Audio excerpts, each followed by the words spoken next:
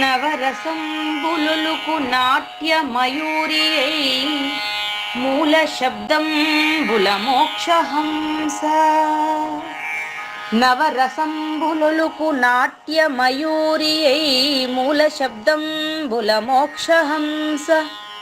పరమ పవిత్రమౌ పరమాత్మ గీతయే నేడు నాట్యం బాడుచుండెగనుమా. పరమ పవిత్రమో పరమాత్మ గీతయే నేడు నాట్యం బాడుచుండెగనుమ. మునిరతనార్యులు మోదిల్లు శిష్యుండు, మునిరతనార్యులు మోదిల్లు శిష్యుండు సహజాచలుని కంఠ శబ్దరీతి. అజ్ఞానతిమిరంబులంతంబుజేయ అనాదిబోధను వినుము ఆర్యులార. అజ్ఞానతిమిరంబులంతంబుజేయ అనాదిబోధను వినుము ఆర్యులార. వినుము ఆర్యులార. తెలిపే జ్ఞానేశ్వరుల్ గీతన్ దివ్య రీతి. తెలిపే జ్ఞానేశ్వరుల్ గీతన్ దివ్య రీతి. ఆణిముత్యమీ గ్రంథము అచలులార. ఆణిముత్యమీ గ్రంథము అచలులార. ఆదరించిరి గీతను అచల ఋషులు గురుని వాక్కుగా గ్రహించి గురుతుగనుడు. ఆదరించిరి గీతను అచల ఋషులు గురుని వాక్కుగా గ్రహించి గురుతుగనుడు. హరి ఓం శ్రీ గురుభ్యో నమః. నమో భగవతే వాసుదేవాయ.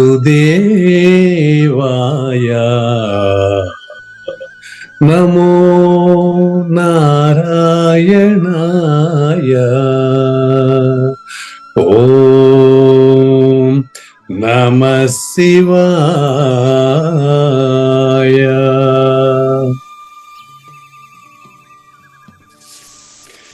ఈ గీత జ్ఞానజ్ఞ కార్యక్రమం మొదలై నిన్నటికి 1043 రోజులైందండి. ఈ రోజు 1044 రోజులు.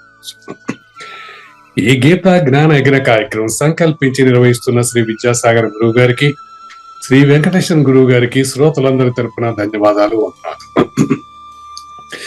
ఈనాటి కార్యక్రమంలో పాల్గొన్న ఆత్మస్వరూపులైన శ్రోతలందరికీ కైవల్యాసనం తరపున, అలాగే శ్రీ శివరామ దీక్షితుల వారి అచల యూట్యూబ్ ఛానల్ తరపున హృదయపూర్వక స్వాగతం, వందనాలు.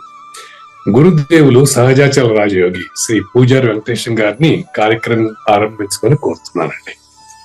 సర్వము గురువుమయము, సర్వము గురువుమయము, భవరోగ వైద్యుడతడని తెలియుము, సకల విద్యల నిలయము, దక్షిణామూర్తి అతడని తెలియుము.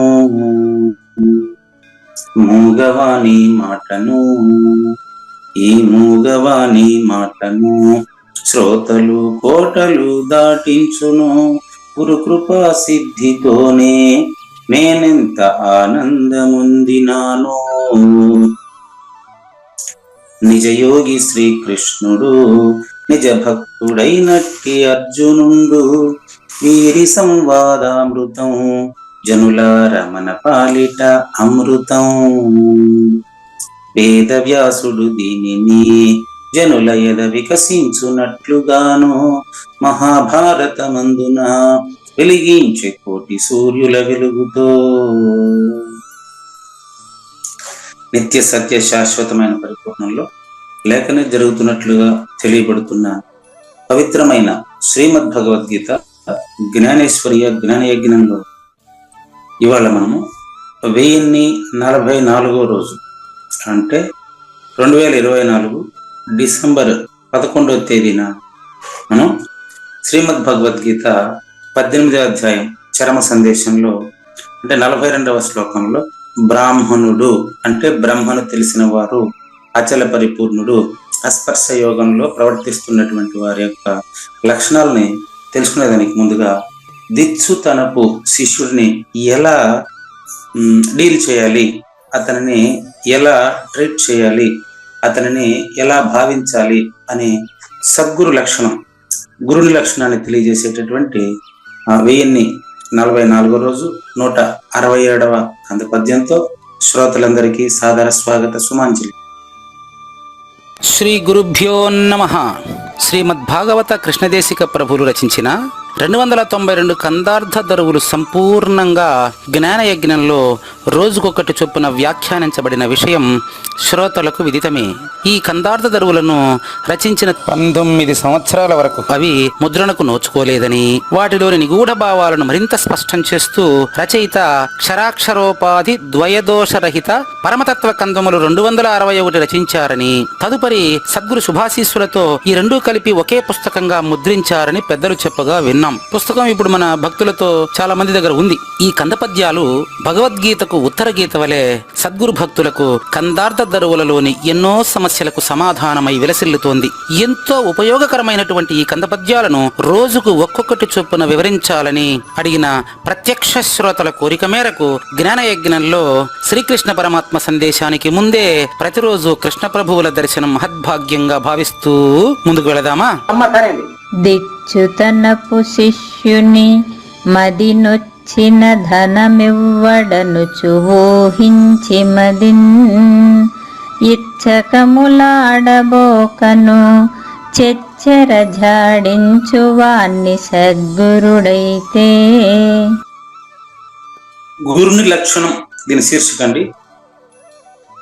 గురుగారు, ప్రతిరోజు కూడా మనం నిన్న రోగము రోగి, నిన్న నిన్న నిన్న రోగపు చేష్టలు పోతే అతని రోగి అనకూడదు. అట్లా ఇవాళ గురుని లక్షణం, ప్రతి శ్లోకానికి కూడా మనం ఆ సారాంశాన్ని దానికి ఒక శీర్షిక పెట్టి నేర్చుకుంటున్నాం. ఈరోజు 167వ కంద పద్యంలో గురుని లక్షణం తెలుస్తుంది. రేపటి రోజున శిష్య లక్షణం తెలుస్తుంది. ఆ తర్వాత గురు శిష్య ఉభయ లక్షణం తెలుస్తుంది. అయితే ఈ కంద పద్యాలు మనకు శ్రీమద్ భగవద్గీతలోని అతీత భావాన్ని గుర్తించడానికి శ్రీకృష్ణ దేశికేంద్రులు మనకు అరంగేట్రం చేస్తున్నారు. స్పష్టంగా చూడండి, నిజంగా సద్గురు అయితే ఎట్టుండాలి, ఆ గురుని లక్షణం ఎట్టుండాలనో ఒకసారి గమనించండి. ఈరోజు బోధించేటువంటి చాలా మంది నేను గురువు అని భావిస్తూ ఉన్నటువంటి వాళ్ళు ఎవరైనా కూడా ఈ లక్షణం నాలో ఉందా లేదా అని చూసుకోమని కృష్ణ ప్రభువులు చూపిస్తున్నారండి. ఇది పూర్తిగా పరమతత్వ ప్రబోధ అండి. అక్షర అక్షర దానికి మీరినటువంటి క్షర అక్షరం అనేది ద్వయం అండి. ఈ ద్వయ దోషం రహితపరిచేటటువంటి పరమతత్వ సూచనను అందించేటువంటి కంద పద్యాలన్నీ కూడా ఈ పరమతత్వ సూచన అందినటువంటి గురునికి సహజ లక్షణంగా అమరి ఉంటుంది అతీత స్థితి. అతీత స్థితి అంటే పంచకోశములకు అతీతంగా ఉండే స్థితి, ద్వయమునకు అతీతంగా ఉండే స్థితి, అదండి గాఢ నిద్రలో ఉన్నటువంటి ప్రశాంత స్థితి. ఆ స్థితి ఉండేటువంటి సద్గురుమూర్తి శిష్యుని యొక్క అభిప్రాయంలో గురువు ఏమన్నా చెడ్డ పేరు తెచ్చుకుంటాడేమో అని ఆలోచించేటువంటి పరిస్థితి లేదు. ఇప్పుడు చిన్న ఎగ్జాంపుల్, ఇప్పుడు మీరు నన్ను గురువుగా భావించారు అనుకోండి, జస్ట్ మీరు నన్ను గురువుగా భావించారు అనుకోండి, మీకు నేను చెప్పేటువంటి ప్రబోధ కొద్దిసేపు చెప్పిన తర్వాత మీ మనసులో మీరు నొచ్చుకుంటారని నేను మీకు అనుకూలంగా చెప్పలేను కదా. చెప్పలేరు. సద్గురువు నాకు ఏదైతే సూచన చేశారో దాన్ని చెప్తేనే నేను గురుపుత్రుడు అవుతాను. అంతే. అప్పుడు మాత్రమే అది వారసత్వ పరంపర అవుతుంది. గురువు చెప్పాలని చెప్పాలి, శిష్యుడికి అనుకూలంగా చెప్తే ఉపయోగం ఏముంది? అది అదే ఇక్కడ గురు లక్షణంగా మనం చూపించారు. అదే గురుగారు. దిచ్చుతనపు శిష్యుని, దిచ్చుతనపు శిష్యుడు అంటే అర్థం చెప్తాను. ఈ పదము కృష్ణ ప్రభువుల వారు ఇది రాసేదానికి 19 సంవత్సరాలకు ముందు రాసినటువంటి కందార్థ దరువులు కూడా ఉపయోగించాం. అందుకే నీకు ఇంతకు ముందు కూడా మేము ఇప్పుడు చెప్పడం జరిగింది ఏమని అంటే, కందార్థ దరువులలోని సమస్యలకు ఇది సమాధానమై వెలసిల్లుతుంది అని చెప్పాను. భగవద్గీతకు ఉత్తర గీత వలె అని కూడా చెప్పాను. భగవద్గీతలో సమస్యలకు ఉత్తర గీతలో సమాధానం ఉంటుంది. అదే విధంగా దిచ్చుతనపు శిష్యుడు అనేటువంటి పదం కందార్థ దరువులు ఏడో వాడారు ఆయన. దిచ్చుతనపు శిష్యుడు అంటే మంచి ప్రబోధ జరుగుతున్న సమయంలో అడ్డం పడిపోతాడు. గొప్ప సూచన అందుకోబోతున్నాడు అనుకోండి, అప్పుడు అడ్డం పడిపోతాడు. మంచిదే కదా గురుగారు. అది చెప్తాను మీరు పడే అడ్డం కాదు అది, మీరు అది చెప్తాను. అది మంచిదే అంటే ఇప్పుడు నిన్న మొన్న కూడా మీరు అడ్డం పడేది ఏంటంటే, నేను నాకు ఇంకా సరదాగా ఉంటుంది అది. ఎందుకంటే ఇప్పుడు మీరు అయిపోయింది వెన్న పడే సమయంలో కుండబగలు కొట్టారా అనే పదం కూడా వాడతాను నేను. అప్పుడు కూడా మీకు ఎలాంటి నెగిటివ్ ఫీలింగ్ రాదు. ఎందుకంటే మీరు జారినటువంటిది మీకు తెలియాలి, ఆ తర్వాత మీరు ఎట్లా లేచినారో మీకు కనపడాలి కదా. అవును. అందుకని మీకు ఎలాంటి ఫీలింగ్ రాదు. ఎందుకంటే మీరు సహజంగానే మీరు తెలుసుకోబోని ప్రశ్నిస్తున్నారు కాబట్టి మీకు ఆ ఫీలింగ్ రాదు. దిచ్చుతనపు శిష్యుడట కాదు. దిచ్చుతనపు శిష్యుడు అంటే అర్థం ఏంటంటే, కావాలని 10 మందిలో ఇతన్ని నవ్వుల పాలు చేయాలని, కావాలని ఇతనికి అడ్డం పడాలని పడతాడనమాట. ఇప్పుడు మీరు అట్లా అడ్డం పడమంటే పడలేరు. ఎందుకంటే మీరు నాకు ఒక సందేహం ఉందండి, మీరు ఇప్పుడు ఇందాక చెప్పారు కదా, నేను చెప్పిన పదంలో నుంచి సందేహం లేవదీస్తారు మీరు. అది సంవాదం కానీ అది ప్రతికూలంగా మాట్లాడే మాట కాదు. కాదు. అంటే మీరు ఇప్పుడు అడగమంటే అడగరు ప్రశ్న. మీరు నేను కాసేపు మాట్లాడిన తర్వాత నేను మాట్లాడిన మాటల్లో నుంచి ఒక ప్రశ్న బయట తీస్తారు. అవునండి, కలిగిస్తారు, మీరు ప్రశ్న కలిగిస్తారు. అది కాదు దిచ్చుతనపు శిష్యుడు అంటే. దిచ్చుతనపు శిష్యుడు అంటే అర్థం ఏంటంటే, కావాలనే అడ్డం పడుతున్నాడు, సంబంధమే ఉండదు. అవును. చూసుకోండి, ఇప్పుడు ఏదైనా సినిమాలో కూడా హాస్య పాత్రకి దానికి సంబంధం లేకుండా తెచ్చి పెడతారు మధ్యలో. అవును. కొన్ని సినిమాలు రిలేటెడ్ చేస్తారు, కొన్ని సినిమాలు అట్లా చేయరండి. అవునండి, సంబంధమే ఉండదు, అదేదో ఎత్తుకొచ్చి మధ్యలో పెట్టేస్తారు. అవును. ఆ విధంగా ఈ దిచ్చుతనపు శిష్యుడు ఏం చేస్తాడంటే, చెప్తాను టాపిక్ సంబంధం లేనిది ఎత్తుకొని వస్తాడు. ఎందుకంటే అతనికి అర్థమై ఉండదు. అప్పుడు గురువు ఏం చేయాలి అనేది ఆ బోధ గురువుకి సూచన ఇది. దిచ్చుతనపు శిష్యుడు మది నొచ్చిన వాడు సంబంధం లేని ప్రశ్నలు అడుగుతుంటే, నాయన నువ్వు బోధకు సంబంధం లేని ప్రశ్నలు అడుగుతున్నావు అని నేరుగా చెప్పాలా. నేను మీకు అంతకుముందు చాలా అయ్యా మీరు టాపిక్ మారుతున్నారు, ఇందులో అంశం కాదని చెప్పి మళ్ళీ దారిలోకి తీసుకొని వస్తూ ఉంటాను. అవును. ఇతను అట్లా అదే చెప్పేది. అక్కడ ఏమాత్రం అతను కానీ సంబంధం లేనటువంటిది ఏదో తెచ్చి ఇతను ఏదో మెప్పు పొందాలని నలుగురిలో శిశుపాలులాగా ప్రశ్నించాడు అనుకోండి, అప్పుడు కొంతమంది దొంగ గురువులు, మాయా గురువులు ఉంటారు. వాళ్ళు ఏం చేస్తారంటే వానికి అనుకూలంగా పుడుస్తారు. అట్లా గొర్రెల మంద పెరిగిండేది. అది వానికి అనుకూలంగా వీడు, ఈయనకి అనుకూలంగా వాడు. గురువు దగ్గర ఏదో వచ్చేస్తుందని శిష్యుడు, నాకేదో వస్తుందని వీడు. సూక్ష్మంగా చెప్పారు గురుగారు. ఇది చాలా చోట జరిగేది, గమనిస్తాం. బహిరంగంగానే ఇక్కడ దానే చెప్పారు. ధనము ఏదో కాదు, అది ధనమే. అదే ఆ శిష్యుడు జారకుండా గురువు దానికి అనుకూలంగా మాట్లాడతాడు. ఎందుకని? శిష్యుడిని ఆకర్షించాలని, శిష్యుడి నుంచి ఏదో పొందాలని. శిష్యుడిని ఆకర్షించాలనే గుణము గురువుకి ఉండకూడదు అని ఇక్కడ గురువు హెచ్చరిక. అంటే శిష్యుల్లోనే ఆకర్షణ కలగాలి అంతే. సహజంగా శిష్యునిలో ఉండే గురుత్వాన్ని బయటికి లాగే ప్రయత్నం గురువు చేయాలనే తప్ప, ఎప్పుడు కూడా శిష్యుడు మనసు నొచ్చుకుంటే అడ్డం పడితే వాడు డబ్బులు ఇవ్వడేమోనని ఊహించి, అదే రాశారు ఆయన. శిష్యుడి యొక్క మనసు నొచ్చుకుంటే వాడు డబ్బులు ఇవ్వడేమోనని ఊహించి మదిన్ వాడు మనసులో భావించి ఇచ్చకములాడబోక వాడితో ఏమంటారు వాదన పెంచుకోకూడదు, దాన్ని పెంచి పోషించకూడదు. టాపిక్ ఎప్పుడైతే డైవర్ట్ అయ్యాడో వాడిని చచ్చర జాడించు. అరే నువ్వు బోధకు పనికిరావు నాయన, నువ్వు పోయి సాధన సంపత్తి నేర్చుకుని రాపు అని వెంటనే తరిమేవాలి. ఎందుకంటే దిచ్చుతనపు శిష్యుడు కాబట్టి. దిచ్చుతనపు శిష్యుడు అనే దానికి ప్రూఫ్ ఏంటంటే టాపిక్ సంబంధమే ఉండదు. నువ్వు పోయి నీకు కూడా ఏమి తెలియదుగా నేర్చుకుని రాపు అంటాడు. ఎవరి దగ్గర నేర్చుకుని రావాలంటే నువ్వు కృష్ణుడు అన్నావు కదా, సాందీపుడి దగ్గరికి పో అంటాడు. అంటే ఈడు కృష్ణుడు, సాందీపుడు, ప్రశ్నించేవాడు ముగ్గురుండారు ఆయనకి. నా ఎదురుగా మాట్లాడుతున్నటువంటి సద్గురు కావూరి నాగేశ్వర ప్రసాద్ ఎవరైతే ఉన్నారో అతనిలో నేను గురువుని చూసినప్పుడు నాకు శిష్యుడు ప్రత్యేకంగా ఆకర్షించాలనే భావన నాకేంటుకుంటది? అంతే. కాబట్టి ఈ శిష్యుడు గురువు అనేటువంటి ద్వయభావం ఉండేవాడు మాత్రమే అట్లా వెళ్తాడు. అటువంటిది సద్గురు లక్షణం కాదు.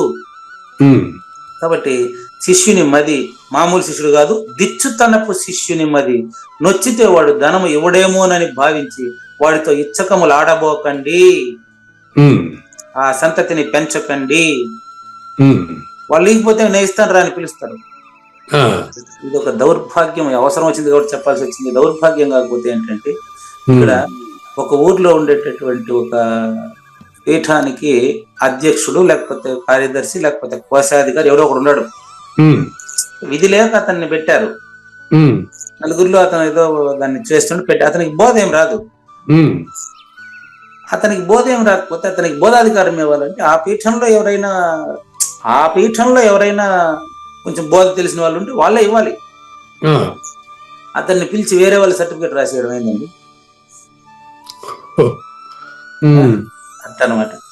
ఫర్ ఎగ్జాంపుల్ ఇప్పుడు శాంతానంద పగడాల వెంకటేశ్వర అవధూత స్వామి శిష్యుడు వెంకట చలమయారులు ఉన్నారండి. వెంకట చలమయారుల శిష్యుడు శాంతానంద శ్రీనివాసమూర్తి. శాంతానంద శ్రీనివాసమూర్తి కొడుకు ప్రస్తుతం జీవించి ఉన్నారు, పుత్తూరులో ఉన్నారు. వారు జీవించి ఉన్నారు. 2-3 పీఠాలకు అధ్యక్షులు కూడా ఉన్నారు. ఇస్తే వారు ఇవ్వాలి. మరి ఇక్కడ శాంతానంద శ్రీనివాసమూర్తి కొలువై ఉండేటువంటి అంత పెద్ద ఆశ్రమంలో సాక్షాత్తు ఆయన కొడుకున్నారు. ఆయనకి ఉప్పలంచి కృష్ణమూర్తి గారు వచ్చి బోధాధికారం ఇచ్చి వెళ్ళారు. మరి ఆయన కొడుకున్నారు ఆల్రెడీ, టైలర్ పేరు ఆయన దగ్గర తీసుకోవాలి. లేకపోతే ఇంకా తలపల మునిరత్నం గారు అక్కడికి వచ్చిపోతూ ఉంటారు. తలపల మునిరత్నం గారి శిష్యులు ఉన్నారు.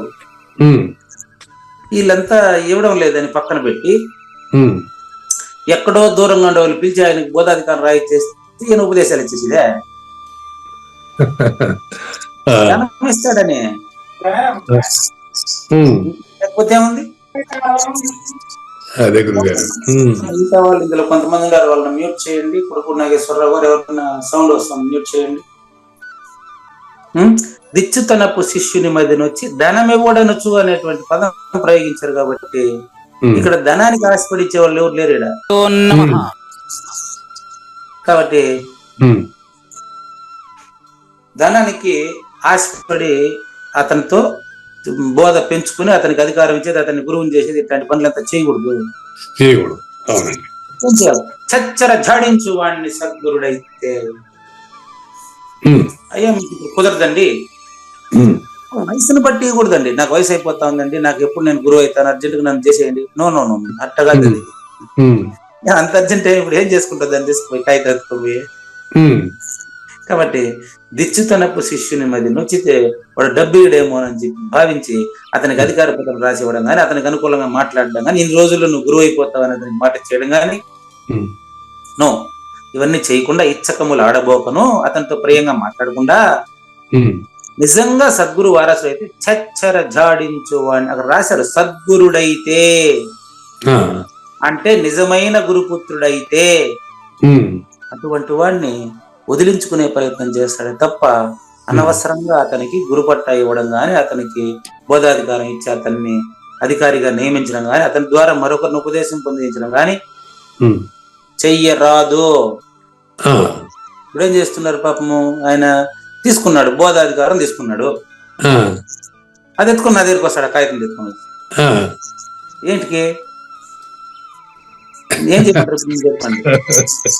నాకు అధికారం ఉందని చెప్పడం కోసం. ఆహా, అట్లా వస్తే పర్వాలేదు, నేను సరే అంటాను, నేనేమన్నా కదా. మరి అట్టంటే ఇబ్బందిలే. గురుగారు బోధాధికారం ఇచ్చేసారండి. ఇప్పుడు నేను ఎవరికైనా ఉపదేశం ఇవ్వాలంటే నాకు సిగ్గుగా ఉండదు. నేనేం చెప్పలేను కదా, నాకు మీరు చెప్పియండి. ఇప్పుడు బోధాధికారం వచ్చేసింది, ఇప్పుడు ఉద్యోగం వచ్చేసింది, ఉద్యోగం చేయడం చేత రాదు. అది అప్పుడు బాగుంది. బోధాధికార పత్రం ఎత్తుకుని నా దగ్గరికి వస్తే పైగా నా సంతకం కావాలి దాంట్లో. ఇదొకటి. అవునండి. ఏం చేయాలి సంతకం పెట్టి దాన్ని?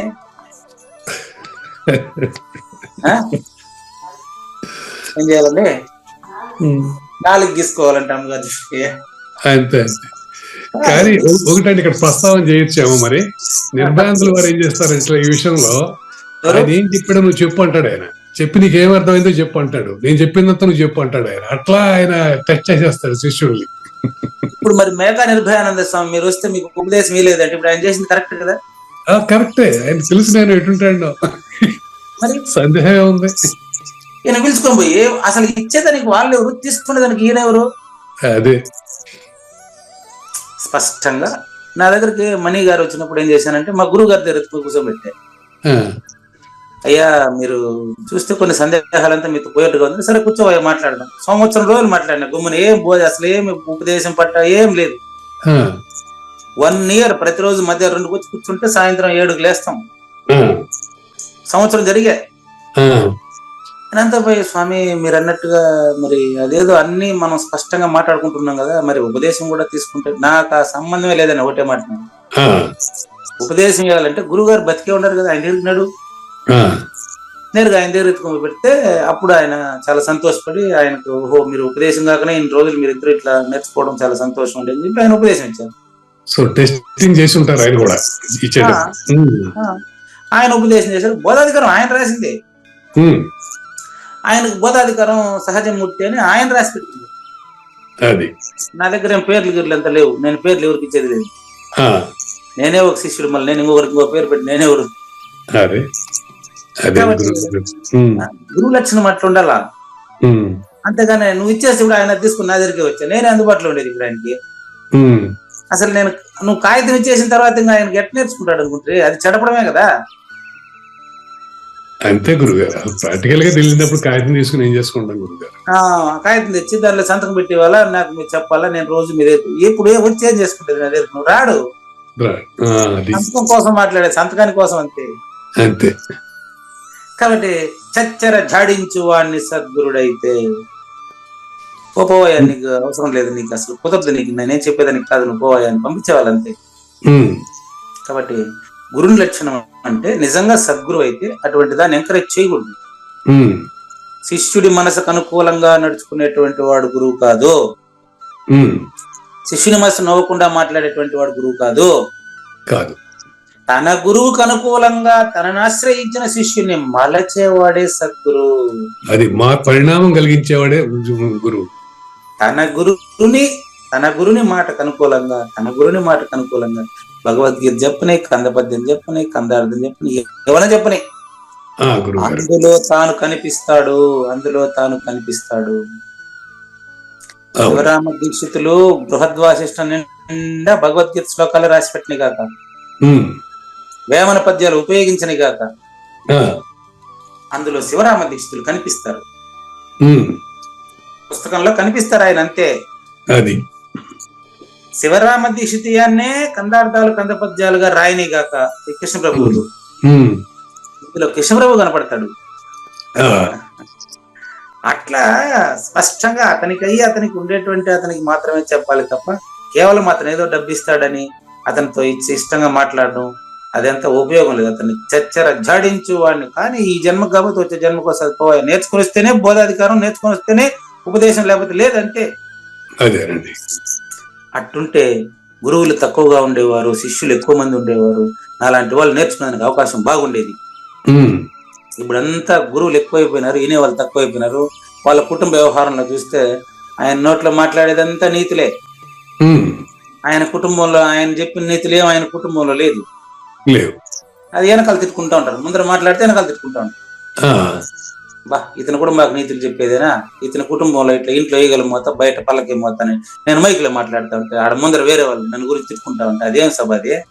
అది కాబట్టి మనం ఎప్పుడు కూడా బిచ్చుతనపు శిష్యుల్ని దగ్గర చేర్చకూడదు. ఉమ్, అతన్ని పంపించేవాలి, పో నేను ఎక్కడ నేర్చుకుంటావు నేర్చుకోపో, నాకు తెలియదు, నీకు చెప్పేదని నాకు తెలియదు, నువ్వు వెళ్ళిపో అంతే.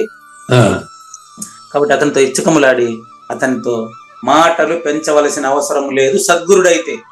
సద్గురుడైతే ఇది సద్గురు లక్షణం అండి. ఉమ్, రేపు శిష్య లక్షణం, గురువు దగ్గరికి పోతే శిష్యుడు ఎట్ట ప్రవర్తించాలి. అది శిష్యునికి కొన్ని విషయాలు తెలిసినప్పుడు గురువు మెచ్చుకుంటాడు. ఉమ్, గురువు మెచ్చుకున్నంత మాత్రాన శిష్యుడు పక్కన కూర్చొని నాకు కొట్టంకాయ కొట్టండి, నా కాళ్ళకి దండం పెట్టండి, ఇదే అదేముందండి, అట్లా అది చేయకూడదు కదా. ఉమ్, అది శిష్య లక్షణాల గురించి రేపు తర్వాత 168వ కందపద్యంలో చూద్దాం. ఉమ్, ఇప్పుడు భగవద్గీత చరమ సందేశాన్ని గురించి ఉమ్, 1044వ ఎపిసోడ్ 2వ భాగం. అద్భుతంగా మనకు 13వ అధ్యాయంలో చెప్పిన దాన్ని ఇక్కడ రిపీట్ చేస్తున్నారు. ఉమ్, 13వ అధ్యాయంలో మనకు చాలా స్పష్టంగా అమానిత్వం, అదంభిత్వం, అహింస, క్షాంతి, రాజ్యవం, ఆచార్యోపాసనం, శౌచం, స్థైర్యం, ఆత్మ వినిగ్రహ అని చెప్పారు. ఉమ్, అటువంటి దాన్ని ఇక్కడ బ్రాహ్మణుడి గుణాలు చెబుతూ ఉమ్, చూడండి. బ్రాహ్మణ లక్షణం, క్షత్రియ లక్షణం, వైశ్య లక్షణం, శూద్ర లక్షణం, ఇది ఇప్పుడు చెప్పాల్సింది ఇక్కడ. ఉమ్, ఈ నలుగురు కాదు, ఉమ్, ఒకరిలో ఉండేటువంటి 4 రకాల స్వభావాలను చెప్పారు. ఉమ్, మానవుడు అలవరచుకోవలసినటువంటి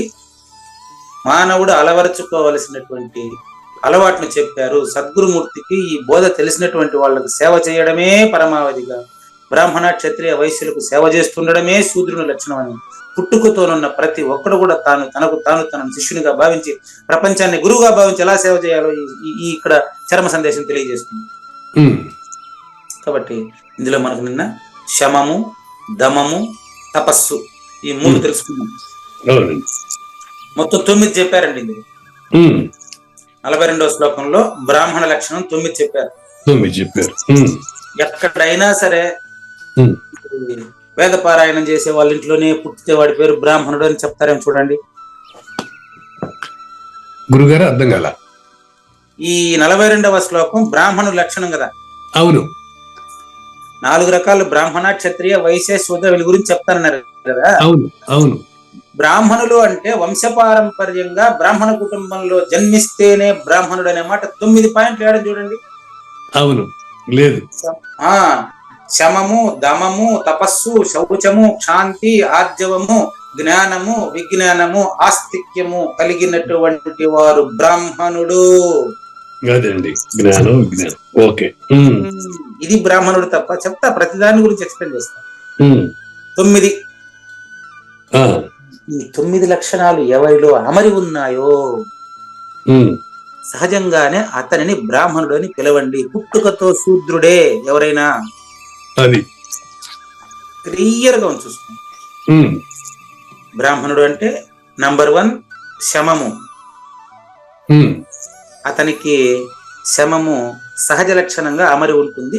విన్నటువంటి మనము దాన్ని మనలో పెంపొందించే ప్రయత్నం చేయాలి. అది చాలా. అట్లాగే దమము, శమము పూర్తి అయిన వాడికి దమము అసలు పనే కాదని మీరు నిన్నే చెప్పేశారు.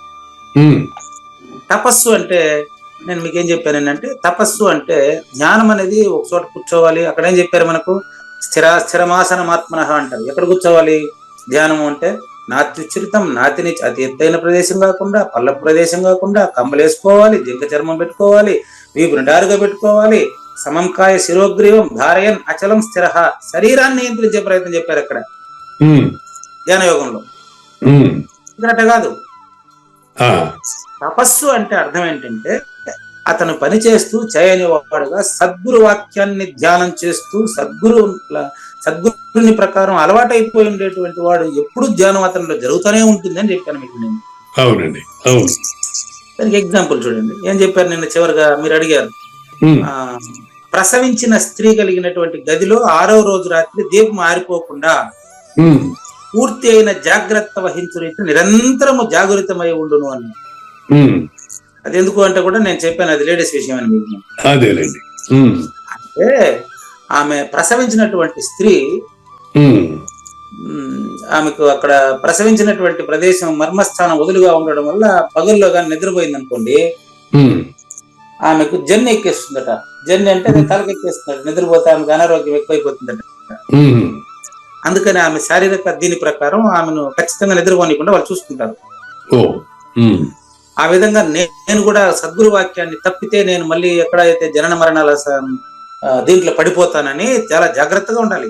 ఉమ్, నేనైతే జాగ్రత్తగా ఉండాలి, గురువు అయితే ఆటోమేటిక్ అలవాటు అయిపోయింది. నేను అవును, సహజం అయిపోతుంది ఆయనకి. ఇట్లా ఈ విధంగా చూడండి, దీనికి శౌచం కిందికి వస్తుంది ఉదాహరణ.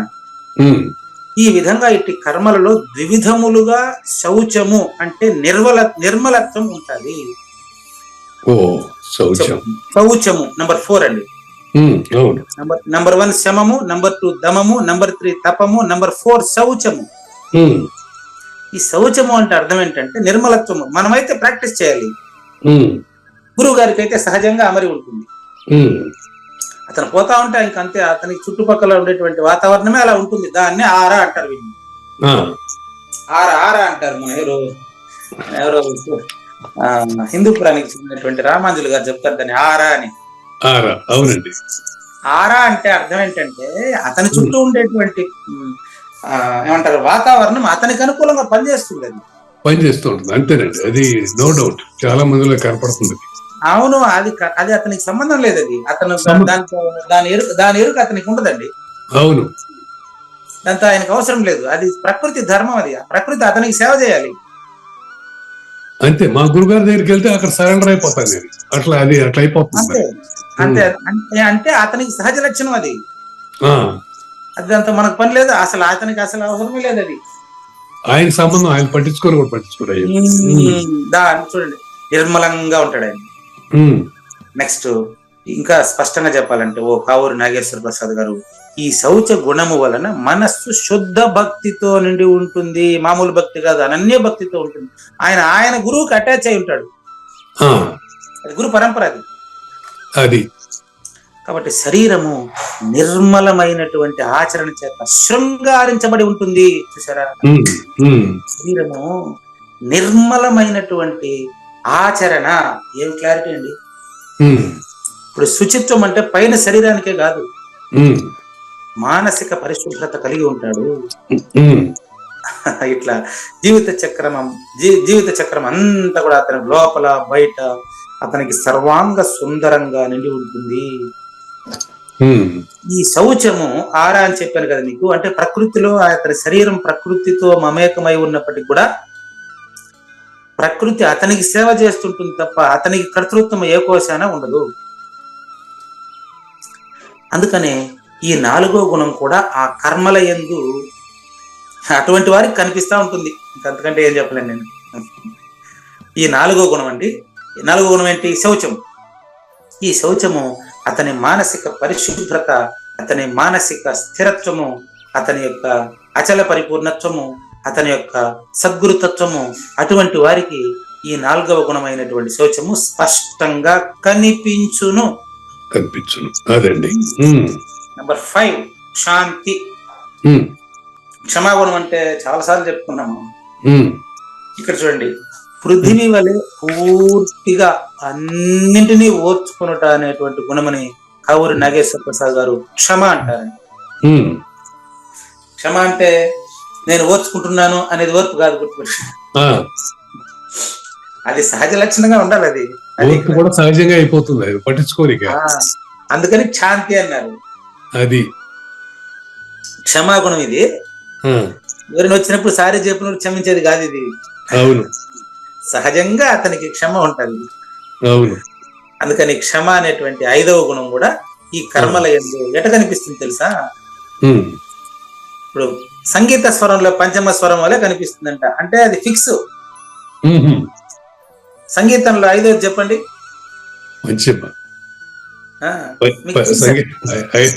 సరిగమ ప. 5వది పా కదా, అది ఫిక్స్. అదేమన్నా ఈ పక్క పక్క మారుతుందా? మారదు. రెండు మారు. సప్త స్వరాలండి. సప్త స్వరాలు. అవునండి, మీరు చెప్పింది కరెక్ట్. సప్త స్వరాల్లో ఆ, 5వ అక్షరమైనటువంటి ప అనేది ఆ ప్లేస్ నుంచి మారదు. నాకు తెలియదు, సంగీతం నేర్చుకోలేదు కానీ మారదండి. Correct, 100%, no doubt. వింటున్న వారిలో సంగీత విద్యార్థులకి తెలుసు. అవునండి. అది పంచమ స్వరము, షడ్జమ స్వరం, పంచమము, షడ్జమము, సప్తము అంటూ ఉంటారు వాళ్ళు. అవునండి. ఒకటి పావుకటి మారదు. ఆ నెంబర్ చెప్తే వాళ్ళకి అది పలానా స్వరం అని తెలిసిపోతుంది. ఆ స్వరం ఎట్లా ఉంటుందో వాళ్ళకి తెలుసు, నాకు తెలియదు. అదేలేండి. ఆ విధంగా 5వ గుణము ఎట్టా అమరి ఉంటుందంటే, 5వ గుణం అంటే క్షమ. ఆ, సరిగమ పదనిసల్లో ఎక్కడికి పోయినా, ఎవరి దగ్గరికి పోయినా 5వ స్వరం పానే ఉంటుంది, వేరే ఉండదు. ఉమ్, అట్లా సంగీతమున పంచమ స్వరం ఎట్టా ఉంటుందో ఆ విధంగా స్పష్టంగా వాళ్ళకు అమరి ఉంటుందండి. ఉమ్, ఏది క్షమ, ఉమ్, దాన్ని క్షాంతి అంటారండి. ఉమ్, 5 అయినాయి. ఉమ్, 6. ఉమ్. 6వది ఆర్జవం, ఆర్జవం. ఓకే. సరళత్వం. సరళత్వం, అదే నేను అనుకున్నాగా. సరళత్వానికి అర్థం చెప్తాను, సరళత్వం అర్థం చెప్తాను చూడండి. ఆ, ఇప్పుడు నది యొక్క ప్రవాహం వంకర టెంకరగా ఉంటే కూడా ఉమ్, అన్ని నదులు ఎన్ని వంకరలు ఉన్నప్పటికీ దాని యొక్క టార్గెట్ అన్నిటికీ ఒకటే, సముద్రం వెళ్ళటమే, సముద్రంలో చేరటమే. అంతే. ఉమ్, అట్లా ఈ సరళత్వం కూడా గురు పరంపరానుగతంగా వచ్చినటువంటి అందరి గురువుల్లో ఒకటే ఉండాల. ఆ, దాన్ని ఇంతకు ముందు చెప్పినట్టు దిచ్చుతనపు శిష్యునికి అనుకూలంగా ఆయనకు బోధాధికారం ఇచ్చేది సరళత్వమా? ఆహా, అది సరళత్వం. అట్లా శిష్యులు ఎన్ని వంకర టెంకర్లుగానే ఉన్నాయి. ఆ, గుర్తుపెట్టుకోండి, శిష్యుల్లో రకాలు ఉంటారు. ఆ. అదంతా సద్గురు గురికి చక్కిలి గింతలు పెట్టినట్టే. అంటే ఇక్కడ నాకు కరెక్ట్ గా అర్థం కాదు. సరళత్వం అంటే ఇప్పుడు ఇంకా ఏ రకంగా తీసుకోవాలి దీన్ని? ఫ్రీగా ఉంటాడు. ఆహా, ఓకే. అంటే శిష్యుడికి అనుకూలంగా ఉండటం కాదు, శిష్యుడు చెప్పిన దాన్ని సరిగ్గా చెప్పడానికి తయారై ఉంటాడు, సరళంగా ఉంటాడు. చెప్తాను, సరళం అంటే చెప్తానండి. ఆ, శ్రేయస్సు ప్రేయస్సు అని 2 ఉన్నాయి కదా. అవును. గుర్తుందా? చెప్పాను మీకు. అవునండి. దాన్ని శ్రేయస్సు అంటే ప్రేయస్సు అంటే ఐడియా ఉందా? ఆ, ప్రేయస్ అంటే వ్యక్తిగా ఉండే సుఖం, శ్రేయస్ అంటే అందరు సర్వులకి శ్రేయస్. సరళత్వం అంటే, సరళత్వం అంటే అది సర్వజన సుఖనోభవంలాగా. అది సరళత్వం అంటే. అది అంటే అతని దగ్గర చెప్పేటువంటి మాటలన్నీ కూడా అందరికి కామన్ గా వర్తించేదై ఉంటుంది. అతను అలా నడుచుకుంటాడు. గురువులో శ్రేయస్సే ఉంటుంది కానీ ప్రేయస్ ఉండదు. అది అసలు ఇంకొకటి ఇక్కడ మీరు అడిగారు, శ్రేయస్సులో ప్రేయస్ ఆల్రెడీ ఫుల్ఫిల్ అవుతుంది, ఉంటుంది. అవును, సమిష్టిలో విష్ణు ఉంటుంది కదా. అట్లా అతనికి ఇప్పుడు అందరికి కావాల్సిందే అదే. వీడు ఒక్కడికి వ్యక్తిగత ప్రయోజనాలు లేదని వీడు గురువుని తిడతాడు, అదే ఆయనకు సంబంధం లేదు. అవును. ఇతను ఒక్కడికి మంచి పేరు తేలేదని నన్ను ఇంకా అవసరమైంది ఇక్కడ. కొంతమంది కొన్ని రకాలుగా వ్యాఖ్యానాలు రాయడం కానీ ఏదైనా ఉండని, నేనేం దాన్ని పట్టించుకోలేదు. నేను అడిగినానా? 2 రోజుల తర్వాత ఫోన్ చేసి, ఏమండి అయ్యగారు, మీ గురించి నేను అంత స్పష్టంగా చెప్పినా కదా, నా గురించి కూడా మీరు అట్లాంటి మాటలు చెప్తారని కదా నేను మీకు చెప్పిందా? ఇంకా దీనికి అడిగిపోయేది చెప్పు. నా గురించి నువ్వు నన్ను పొగడాలని గాని, నా గురించి నువ్వు 10 మందిలో గొప్పగా చెప్పాలని కానీ నేను అప్లికేషన్ పెట్టినానా? నువ్వు వచ్చి 4 మాటలు మాట్లాడేసి నన్ను గురించి కూడా నువ్వు ఇట్లాంటి మాటలు చెప్పుకుంటే ఎట్టా? అది ఎక్కడండి? ఇప్పుడు మనకు ఒకరు కనెక్ట్ అయితే వాళ్ళ గురించి మనమే చెప్తాము. దాని గురించి లింగమూర్తి గారు అంటారు స్పష్టంగా, నాకు పాట రాయాలంటే నోరు రావడం లేదంటారు. అని సహజంగా రాస్తారు. ఇప్పుడు జ్ఞానయజ్ఞం జరుగుతా ఉంది, ఎంతో మంది కృషి వల్ల, ఇది మన ఇద్దరు పని కాదు, ఎంతో మంది వల్ల జరుగుతా ఉంది. ఎంతో మంది రాసేసారు. సహస్ర దినో, అదే అది ఆశువుగా వస్తుంది, గురువు పలికిస్తాడు. సహస్ర దినోత్సవం ఇది సద్గురు మహోత్సవం, అదేదో రాశారు. అదే ఆయనలో అలవాటుగా వచ్చింది. ఇప్పుడు ఆయన గురించి మనం కూడా క్లాసులో మాట్లాడుతున్నాం. ఎందుకని అంటే ఆయనలో వచ్చినటువంటి కవిత ఆశుధార, అది సద్గురు పలికించాడు, అది అంతే. అవునండి. ఆయన వచ్చి నాకు ఫోన్ చేసి, నా గురించి కూడా మీరు ఏదైనా పాట రాయండి అని నన్ను ఎప్పుడు అడిగినాడు. నాకు రాయడం రాదు, అడగడం అంతేనండి. నాకు ఫోన్ చేసి, ఏమండి మీ గురించి నేను అంటే, ఇప్పుడైతే పరిచయం అయింది, అంతకుముందు అసలు పరిపూర్ణ దర్శన గ్రంథానికి ముందు నేనెవరు ఆయన తెలియదు. గురుగారు అప్పుడే ఆయన ఎంత చక్కని బోధ ఇది అమ్మ అని వ్యాఖ్యానం చేసి పడేసినారు ఆ ఆచల గురుపీఠంలోనే. అది సహజంగా సద్గురు పరంపరలో పలుకుతుందంటే. కాబట్టి ఇప్పుడు సరళత్వము అనే దానికి మీరు అన్నిసార్లు అడగడం వల్ల దానికి ఇంతసేపు వ్యాఖ్యానం అయిందండి. సరళత్వము అంటే సద్గురుమూర్తి నుంచి డైరెక్ట్ గా వచ్చేది, అతని ద్వారా బయటకు వచ్చే ఒక రేడియో పెట్టలాగా ఉంటాడు అంతే అతను.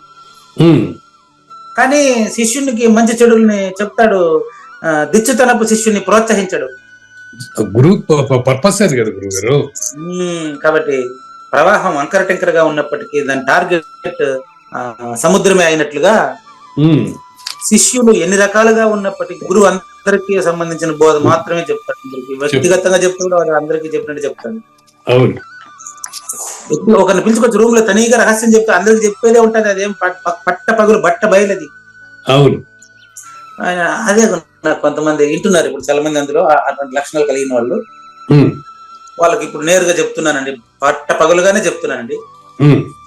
ఇప్పుడు మీటింగ్ అంతా అయిపోయి నా దగ్గర గంట 2 గంటలు గడిపిన తర్వాత, గురుగారు మీరు నాకేదైనా ప్రత్యేకంగా ఒక 10 నిమిషాలు చెప్తారా? వినపడింది లేదా మీకు? ఏం చెప్పమంటారు చెప్పండి, నాకు ఎవరైనా తెలిసి ఉంటే చెప్తా. అదే ఆయన గురించి తెలియాలి కదా, ఆయన డౌట్ ఏదో తెలిస్తే దాని గురించి చెప్తాం కానీ ఏం లేకపోతే ఏం చెప్తాం మనం. అది నాకు లేదమ్మా అందరికి చెప్పింది, సరే 10 నిమిషాలు కూర్చొని మాట్లాడి పంపించేది అంతే. ఇంకొకరు 85 అండి వయసు, 85 వయసు. నేను సరే కాలేజీకి పోయేటప్పుడు 8 గంటలకు అక్కడ కనిపిస్తారు. వారి కోసమే నేను అర్ధగంట టైం పోయేటప్పుడు చూస్తాను, హాయ్ చెప్పేసి వెళ్ళిపోతా. వచ్చేటప్పుడు మళ్ళీ అర్ధగంట ఆడే ఉన్నారు, కనిపించినారు. అరే మర్చిపోయినాను కదా అనేసి సరే ఆయన కూర్చొని మాట్లాడి, వాళ్ళ ఇంట్లో కూర్చొని పెట్టి అర్ధగంట మాట్లాడి బయలుదేరినా. ఏమంటే నేను వెళ్ళొస్తానండి అంటే, అప్పుడు ఆయన చెప్తాడు, గురువు గారు నాకు ఏమనుకోకుండా మీరు నాకు తర్వాత 10 నిమిషాలు టైం ఎప్పుడు కేటాయిస్తారు చెప్పండి అంటే. నేను ఆ బాబుతే ఇప్పుడు అర్ధగంట మీ దగ్గరే ఉన్నాను కదా, మళ్ళీ 10 నిమిషాలు కేటాయించేది ఏంటది? అంతేలేండి, మీరు చెప్పండి. నేను అంతే, అందులో ఏముంది గురువు గారు. అర్ధగంట గడిపినాను కదా, నేను అనేది ఆల్రెడీ మీ దగ్గర అర్ధగంట గడిపినా, మీరే చెప్పండి. లేదా దీనికి ఒక మంచి ఉదాహరణ నువ్వైనా నేనైనా, అది దాని ఆర్తి బోధ పైన ఆసక్తి అంటారండి, ఇంకేం లేదు. తప్పులు పట్లే, వాళ్ళకి ఆసక్తి అంత ఉంది కానీ అర్థవంతంగా ప్రశ్నించడం రాలేదు అంతే. అదే అంతే, అది కరెక్ట్, మీరు చెప్పిన అక్షరాల కరెక్ట్, నిజమే. ఇప్పుడు వాళ్ళకి నేరుగా ఇక్కడ చెప్తున్న ఆన్సర్, ఇప్పుడు మీ ప్రశ్న నేరుగా తెస్తే ఆన్సర్ గోడ కొట్టిన బంతిలాగా వస్తుంది. గురువు గారి దగ్గర ఎక్కువసేపు గడిపినంత మాత్రాన్ని మీకు కొత్తగా ఏం రాదు, మీరే గురువు. అది పక్కన పెట్టి మీ ఉన్న తర్వాత ఒక 10 నిమిషాలు సరే మీటింగ్ పిలుచుకుని అక్కడ సభలో వదిలితే, సభలో ఏదైనా తెలుసుకుంటావేమో అని ఆడ వదిలినామంటే ఆయన ఏమంటాడు, గురువు గారు మీరేమన్నా మైకు పట్టుకొని ఒక ఆణిముత్యాలు మీ నోట్లో నుంచి ఒక 4 రాలితే ఏరుకుందామని వచ్చినానండి, వచ్చిందే నాతోనే, నాతో మాట్లాడితే ఏరుకోరాదా? ఎంత ఊరికే ఒక మాన్యత అండి ఇదంతా. కానీ గురువు గారు ఎప్పుడై బయటపడాలో అప్పుడే బయటపడతాయి గురువు గారు, మీరు ఏదైనా చెప్పండి. లేదండి, రివర్స్ మీరు చెప్పింది, ఎప్పుడు బయటపడాలని అప్పుడు బయటపడతాయి కాదు, అది బయటపడినప్పుడు మనం ఏరుకోకుండా వదిలేస్తున్నాం, అది అసలు విషయం. అట్లా అంటారా? అది కూడా కావచ్చు. కాబట్టి గుర్తుపెట్టుకోండి, సరళత్వం అంటే సద్గురుమూర్తి నా ఒక్కరితో ఉండినా 100 మందితో ఉన్నా ఆయన ఎప్పుడూ సరళంగానే ఉంటాడు. కాబట్టి నేను అదే పనిగా మీకు సేవ చేస్తూ, మీకు టిఫిన్ తెచ్చి మిమ్మల్ని బైక్ లో కూర్చోబెట్టుకొని మీరు అడిగినారు కాబట్టి తీసుకొని సభ దగ్గర వదిలితే, అంత పెద్ద సభ, ఆ సభలో నా పేరు ఉండాలి, వాళ్ళు నన్ను పిలవాలి, అప్పుడు నేను మాట్లాడతాను. నేను పోయి అడగను కదా, అదే అట్లా కుదరదండి. నేను పోయి వాళ్ళని అడగను. నేను 10 మంది వచ్చి నా దగ్గరికి మీరెప్పుడు మాట్లాడతారండి అంటే, ఆడ కార్యక్రమంలో నా పేరు ఉండాలి కదా. అవును, అన్ని సభల్లో మన పేరు ఎందుకు రాసుకుంటారు? అవును. కాబట్టి అదంతా మీకేం కావాలో నేరుగా అడగని చెప్తాను. సరిగ్గా ఇదే విధంగా జీవుని వృత్తి కూడా వంకర టెంకరగలుగా అనేది ఇప్పుడు ఇంతసేపు చెప్పింది మీకు. ఇదే విధంగా వంకర టెంకరగా ఉన్నప్పుడు దాని యందు మాత్రం పరిపూర్ణమైన సరళత్వము ఉండుట అనే గుణమునే ఆర్జవం అంటారండి. ఒకరుగా నొచ్చుకోబాకండి, ఇది నాకు చాలా సార్లు వింటున్న వాళ్ళు చాలా మందికి అనుభవం ఇది. అది కింద లాస్ట్. ఆర్జవము, దీని నెంబర్ ఎంత? 6. ఇంకా 3 ఉన్నాయి. మనకు 15 నిమిషాల టైం ఉంది. చూడండి, ఇప్పుడు శమము, దమము, తపస్సు, శౌచము, క్షాంతి, ఆర్జవము 6 అయినాయి. ఈ ఆర్జవం దగ్గర ఎందుకు నేను సేపు టైం కేటాయించానంటే, మీరు నా దగ్గరికి ఎవరైనా వచ్చినప్పుడు మీరు ముందే రాసి ఎత్తుకొని వచ్చుకోండి. సభలోకి కానీ, నేను ఎక్కడ నన్ను సంప్రదించాలని, ఏ తిరుపతికి కానీ, పేరవరం కానీ, లేకపోతే అమలాపురం కానీ, పేరవరం అమలాపురంలో ఖచ్చితంగా కనిపిస్తాను. మిగతా వాళ్ళ పేర్లు పత్రికలు ఉన్నంత మాత్రం నేను అక్కడికి వస్తానని గ్యారంటీ లేదు.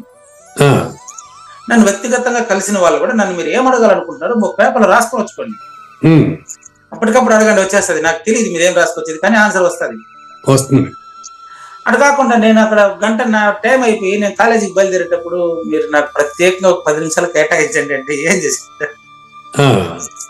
అంటే కేటాయించినంత మాత్రాన ఊరికే నాకు టైం అవ్వడం తప్ప మీకు అది ఉపయోగం ఉండదు. అదే మీరు గాన ప్రశ్నతో వచ్చారనుకోండి, ఆన్సర్ తో తిరిగి వెళ్తారు. అటు కాకుండా ఏం లేకుండా నాతో 10 నిమిషాలు ఉండండి ఎట్లా, బాగా గమనించండి. నేను ఉప్పలంచి కృష్ణమూర్తి గారి ఆశ్రమంలో సీతాఫల మండలిలో 1 వారం ఉన్నానండి. 42 ప్రశ్నలు తీసుకెళ్లాను. మలం అంటే, విక్షేపం అంటే, ఆవరణం అంటే, పశ్యంతి వాక్కు, పరావాక్కు అంటే ప్రశ్నలు ఇవి. నేను నాకు అర్థం కాలేదు. ఈ ఊరికే మలము, విక్షేపము, ఆవరణము, పరావాక్కు, పశ్యంతి, మధ్యమ, వైఖరి, పలుకు ఇవన్నీ నాకు అప్పుడు పుస్తకాల్లో చదువుకుంటే అర్థం కాలేదు. కాబట్టి పుస్తకాల్లో బాగా పరిశీలన చేసి తీసుకుపోయి ఆయన దగ్గర కూర్చున్నాను. ఇట్లా మీరు ఏదైనా ప్రశ్నతో వస్తే నేను ఆన్సర్ చెప్పే ప్రయత్నం చేయొచ్చు, కానీ నేరుగా నాకు ఏదైనా చెప్పండి, నాతో 10 నిమిషాలు గడపండి, నా దగ్గర 10 నిమిషాలు ప్రత్యేకంగా నాకేమైనా చెప్పండి, ఏమైనా అడగండి అంటే నాకు తెలియదండి మీరే చెప్పండి అట్లా పోతే అట్లా ఉపయోగం ఉండదు. అడిగితే కదా చెప్పేది. ఈ ఆర్జవము అనేటువంటి ఆరోగుణం కూడా కర్మల ఎందుకు కనిపించిపోతుంది ఆయన దగ్గర. ఇప్పుడే కనపడిపోయి ఉంటుంది మీకు ఇప్పటికే. అంటే ఇప్పుడు ఇంతసేపు కూడా నేను జీవితంలో జరిగిన సంఘటనలని మీకు ఉదాహరణగా చెప్పాను తప్ప నేనేది శాస్త్రాలు అయితే చల్లించలేదు ఇక్కడ. అంతే మనకి ఉపయోగపడతాయి. 7 జ్ఞానం. జాగ్రత్తగా విందాం దీన్ని శ్రద్ధగా. ఇప్పుడు 6 అయినాయి, 7 జ్ఞానం. చూసుకోండి. నెక్స్ట్ దీని కంటిన్యూషన్ అండి. ఆర్జవం తర్వాత జ్ఞానానికి నిర్వచనం కొనసాగుతుంది. ఏం మార్చేశారు అదే పెట్టండి. ఉడుపు నాగేశ్వరరావు గారు అదే మీరు 631 పేజీని పెట్టండి, సరిపోతుంది. చూడండి మీ దగ్గర ఉన్న పుస్తకం ఇదే. తోటమాలి నుంచి మొదలయ్యేది జ్ఞానం గురించి అండి. తోటమాలి లాగా ప్రవర్తిస్తాడు మన గురువు. తోటమాలి అత్యధికంగా కష్టపడి చెట్ల మొదళ్ళకు నీరు పోస్తాడు. నీళ్ళెత్తపోయి పిందే కాయ అయితా ఉంటే నీళ్ళెత్తపోయి పైన పండుగ పోస్తాడా? పోయిడు. చెట్ల మొదల్లో నీళ్లు పోస్తే ఆటోమేటిక్ గా పండు వస్తుంది, తెలుసు ఆయనకి. నువ్వు ప్రారంభంగా క్వశ్చన్ అడిగినప్పుడు నీ కాన్సెప్ట్ చెప్తే అది నీ జీవితంలో పుష్పించి ఫలించాలా, అంతేగాని ఇప్పుడే నేను ఫలితాన్ని నీకు చెప్తే ఉపయోగం ఉండదు. ఇది తోటమాలి అర్థం. గురువు తోటమాలి అంటే ఇది అర్థం. తోటమాలి అత్యధికంగా కష్టపడి చెట్ల మొదళ్ళకు మాత్రం నీళ్లు పోస్తాడు. అయినప్పటికీ ఈ వృక్షము వలన నాకు ఫలించునుగానే నా ఈ పరిశ్రమ అంతా సార్థకమే అగునని చక్కగా తెలిసుంటాడు, ముందే తెలుసుంటాడు. అవును. నాగేశ్వర ప్రసాద్ అడిగేటువంటి ప్రశ్నకి ఈ సమాధానం చెబితే అతను జీవితంలో దాన్ని ఆచరించిన తర్వాత అతను వచ్చేటువంటి స్థితి కూడా ఇతనికి తెలుసు. ఇప్పుడు ఆ స్థితిలో ఉండేది ఆయన. బాగుందండి. దాన్ని జ్ఞానం అంటారు. పుస్తకం చదువుకుంటే వచ్చేది కాదు జ్ఞానం. ఈ ప్రకరణం నందు శాస్త్రానుసారము కర్మలను ఆచరించి ఈశ్వర ఫల ప్రాప్తి నందుట ఆవశ్యకం. చెట్లకు మొదలకు నీళ్లు పోసేటప్పుడే ఎప్పుడు నీళ్లు పోసినా ఇక్కడనే పోయాలని అతనికి తెలుసు. పండు మాత్రం చెట్టు కొనాలని పండుతుంది.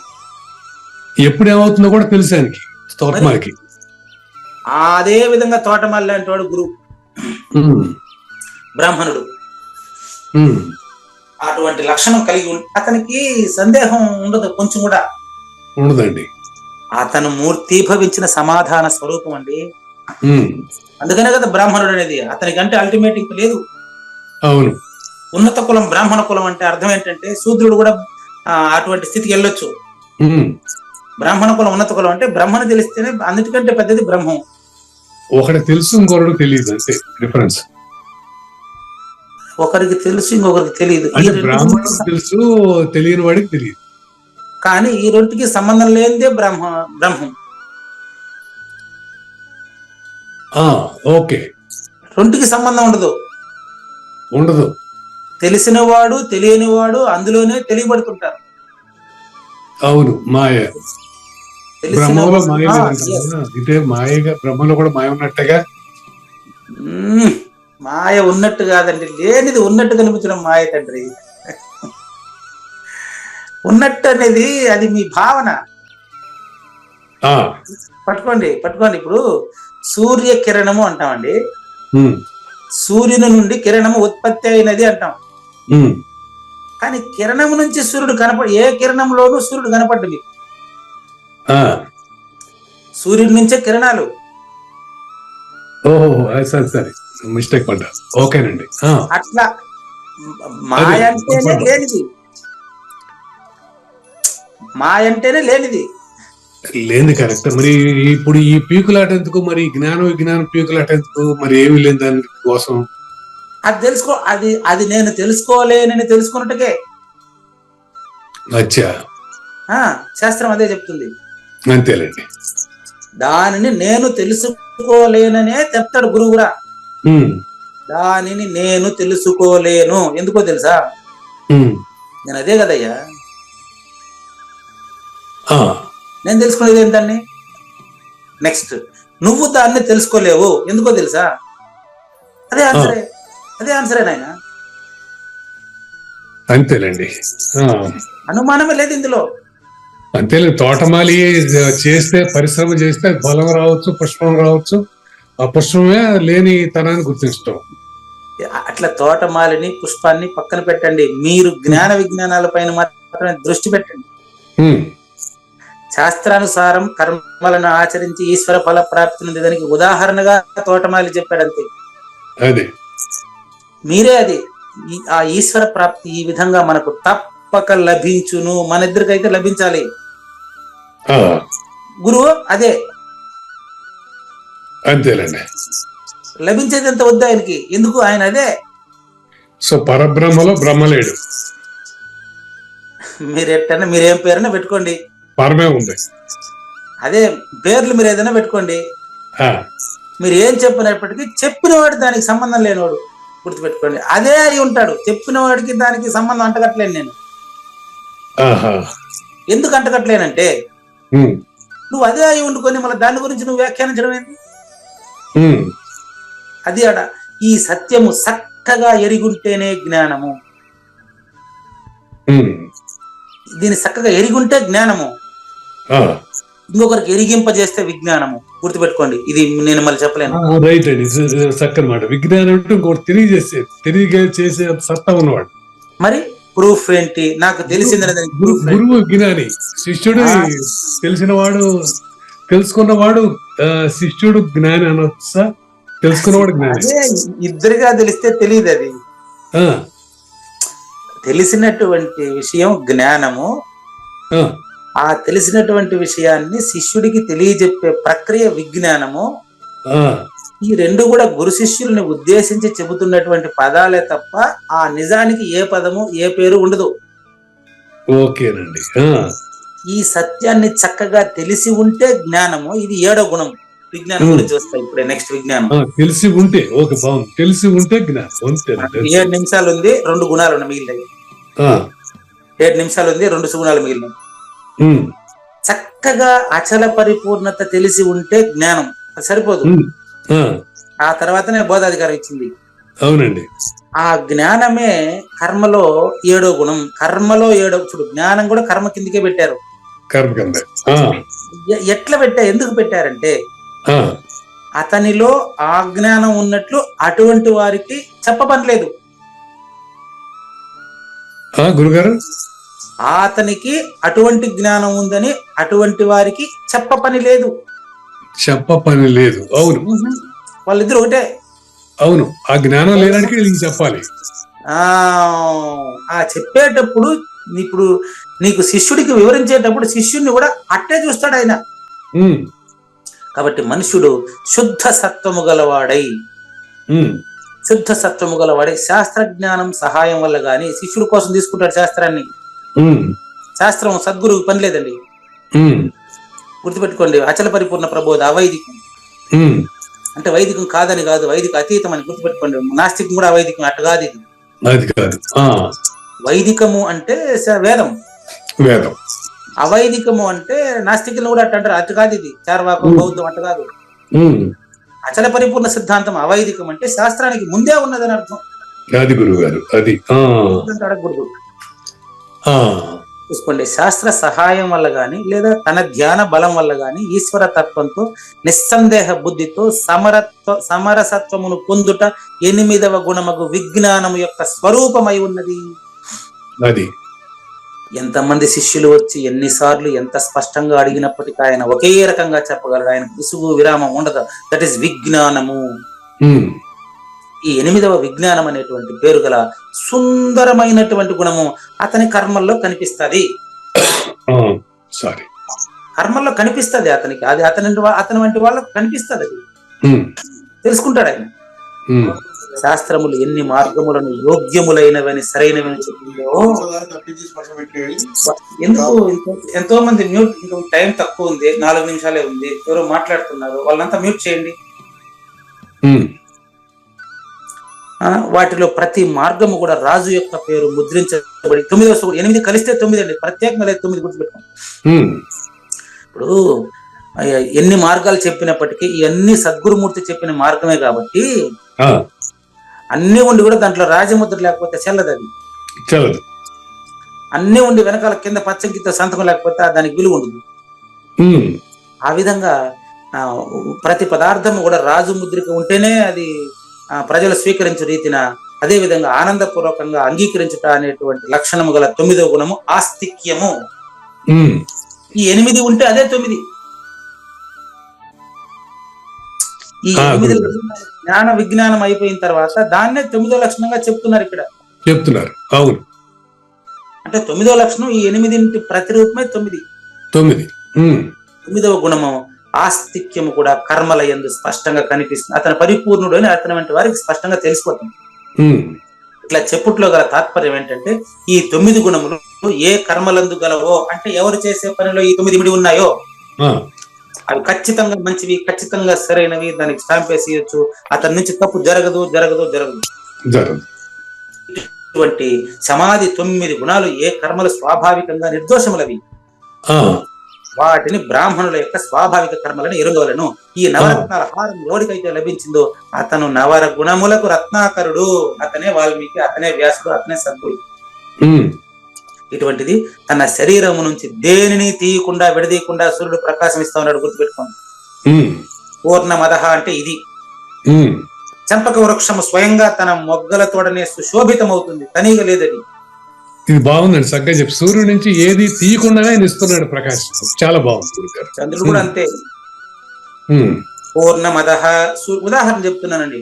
పూర్ణమదహ సూర్యుడు, పూర్ణమిదం చంద్రుడు. సూర్యుడి నుంచి చంద్రుడు వచ్చింది. పూర్ణమదహ సూర్యుడు, పూర్ణమిదం చంద్రుడు. పూర్ణాత్ పూర్ణముదచ్యతే 84 లక్షల జీవరాశుల్లో అదే ఉంది. చంద్రుడు తన వెన్నెలతో ప్రకాశవంతుడు, ఉజ్వలుడు అయి ఉంటాడు. అంతెందుకు, చందనానికి వాసన రావాలంటే ఏరే కావాలనా? చందనము స్వయంగా తన సుగంధంతో సువాసితమై ఉంటుంది. నవరత్నముల చేత కూర్చబడినటువంటి నగ బ్రాహ్మణుల యొక్క నిర్మల భూషము. నవరత్నాలు అంటే ఏది? బంగారు, అది కాదు. వజ్ర వైఢూర్య గోమేదిక మరకత మాణిక్యం నీలం ప్రవాళ ముత్యం, ఆ నవరత్నాలు కాదు. ఇప్పుడు చెప్పిన నవరత్నాలు, ఇప్పుడు 9 చెప్పినానే, ఈ నవరత్నాలతో ఉంటే అతనే బ్రాహ్మణుడు. అది భూషణమును తీసి నగ్నుడగుట వలన, చూడు, నగ్నుడగుట అనేది బ్రాహ్మణులు ఎప్పుడు చేయలేదు. ఇది దీంట్లో ఈ 9 గుణాల నుంచి ఒకటి తీస్తే వాడు బ్రాహ్మణుడు కాదు. ఇక నీకు క్షత్రియ కర్మలేంటి, దీన్ని ఇంకొంచెం సంక్షిప్తంగా చెప్పి క్షత్రియుడు అంటే ఎట్లుంటాడో దాదాపు అది కూడా ఇలాగే ఉంటుంది. అంటే దాని గురించి రేపు చెప్తాను. లేనిది లేదు లేదు, ఉన్నది లేకపోవుట లేదయ్యా, ఈ గొప్ప మర్మమంతా నీ వలన తేటగా తెలిసినయ్యా. 42 శౌర్యము తేజంబును ధైర్యము దక్షత వీరత్వము దాన ధర్మంబులున్ను క్షత్రియ స్వభావ కర్మలయ్యా. ఈ క్షత్రుల గురించి రేపు తెలుసుకుందాం. శ్రీకృష్ణుని పలుకును సూటిగా తలపల మునిరత్నమే శ్రీమించిన భావమై సద్గురువు చెప్పకనే చెప్పెను గదా. సద్గురాత్మ మంగళం అమ్మ కానండి. జయ మంగళం నిత్య శుభమంగళం జయతు జయ మంగళం మహోత్సవ మంగళం. జయ మంగళం నిత్య శుభమంగళం జయతు జయ మంగళం మహోత్సవ మంగళం. శ్రీమించునచలంబు సూచించినటువంటి దక్షిణామూర్తికి దండమిడుతూ, శ్రీమించునచలంబు సూచించినటువంటి దక్షిణామూర్తికి దండమిడుతూ, శ్రీ మహావిష్ణువు సూర్య భగవానుడు యాజ్ఞవల్కి జనక రాజఋషికి జయ మంగళం నిత్య శుభమంగళం జయతు జయ మంగళం మహోత్సవ మంగళం. అయం వ్యర్థ బాహ్య కోపి నభవతి అనే సుఖయోగి సాంది పరుసుల వరుస. అయం వ్యర్థ బాహ్య కోపి నభవతి అనే సుఖయోగి సాంది పరుసుల వరుస. దీనినే శ్రీకృష్ణ పరమాత్మ వద్దనే ఎరిగరిగిన ఉద్ధవార్జునులకు. జయ మంగళం నిత్య శుభమంగళం జయతు జయ మంగళం మహోత్సవ మంగళం. శ్రీ అల్లమా ప్రభు బసవేశ్వరుండును బ్రహ్మానంద రామానంద స్వామి. శ్రీ అల్లమా ప్రభు బసవేశ్వరుండును బ్రహ్మానంద రామానంద స్వామి. నవరసాలు లిఖించు నాట్యమయూరిగా గీతను మలచిన జ్ఞానేశ్వరులకు. జయ మంగళం నిత్య శుభమంగళం జయతు జయ మంగళం మహోత్సవ మంగళం. కబీరు దాసుడు సహజానంద గురుడు రామావధూతయు రాజితముగా. కబీరు దాసుడు సహజానంద గురుడు రామావధూతయు రాజితముగా. అంబికా శివయోగి శ్రీవేమన నిరంజన వెంకయ్య తిరువెంగళార్యులకును. జయ మంగళం నిత్య శుభమంగళం జయతు జయ మంగళం మహోత్సవ మంగళం. శ్రీ బృహద్వాశిష్ట సిద్ధాంతమును చేసి జనన మరణ భ్రాంతి జడుపు బాపి. శ్రీ బృహద్వాశిష్ట సిద్ధాంతమును చేసి జనన మరణ భ్రాంతి జడుపు బాపి. అచల సాంప్రదాయమవనిలో నెలకొలిపి అందించినట్టి శివరాములకును. జయ మంగళం నిత్య శుభమంగళం జయతు జయ మంగళం మహోత్సవ మంగళం.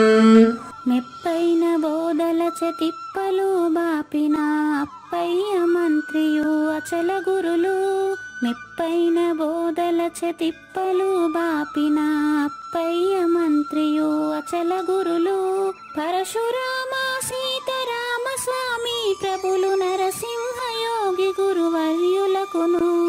జయ మంగళం నిత్య శుభమంగళం జయతు జయ మంగళం మహోత్సవ మంగళం. కంద కందార్థముల నందించి బృందముకు రంది పాపిన కృష్ణ ప్రభువునకును. కంద కందార్థముల నందించి బృందముకు రంది బాపిన కృష్ణ ప్రభువునకును. పలుకుల కందనిది పరబయలు ఇది అని పలికిన ఫీల్కాన లక్ష్మణునకు. జయ మంగళం నిత్య శుభమంగళం జయతు జయ మంగళం మహోత్సవ మంగళం. ఫీల్కాన లక్ష్మణుల ప్రియ శిష్యవర్యుండు అవధూతయని పేరావనియందు.